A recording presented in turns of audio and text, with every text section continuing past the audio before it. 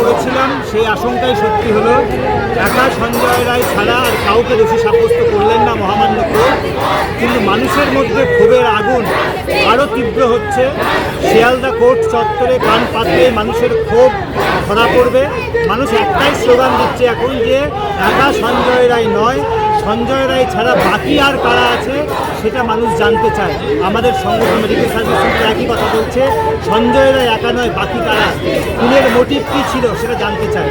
এটা যদি ধরা না পড়ে তাহলে কিন্তু প্রশাসন বিচার ব্যবস্থার প্রতি মানুষের অনাস্থা আরও বেড়ে যাবে। আগামী দিনে আরও অভয়া হওয়ার রাস্তা কিন্তু সুগম হবে।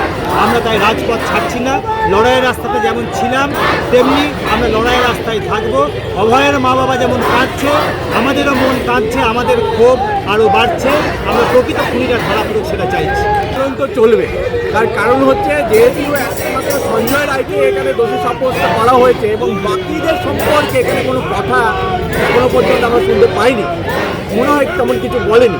তাহলে বাকি যে যাদের এভিডেন্স পাওয়া গেল, আজকে সিএফএসএল এর রিপোর্ট, কেন্দ্রীয় সরকারের যে ফরেনসিক ল্যাবরেটরি ডিপার্টমেন্ট, সে তার রিপোর্ট বলছে অন্তত 5 জনের ডিএনএ রয়েছে।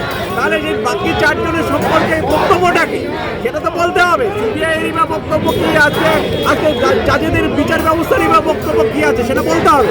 এবং এখানে 68 জনের গতিবিধি পাওয়া গেছে, যে সিসিটিভি ফুটেজ যেটা ছিল সেখানে 68 জনের গতিবিধি পাওয়া গেছে। তাহলে বাকিদের সম্পর্কে বক্তব্যটা কি, বাকি অপরাধীদের সম্পর্কে বক্তব্যটা কি, সেটা যতক্ষণ না দিচ্ছে বিচার কিন্তু কমপ্লিট হয়নি।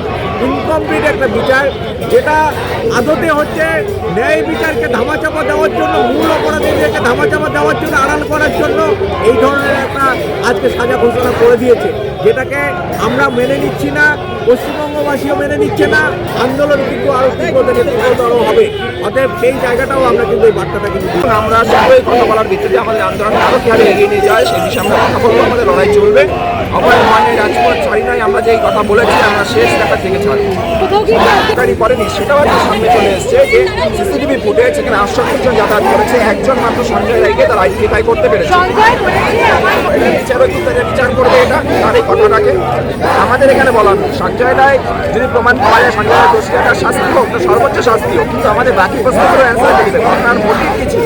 একজনের পক্ষে ওই 20 মিনিটে যে মেডিকেল সেমিনার রুমে গিয়ে ঘটনা ঘটানো কখনোই সম্ভব না।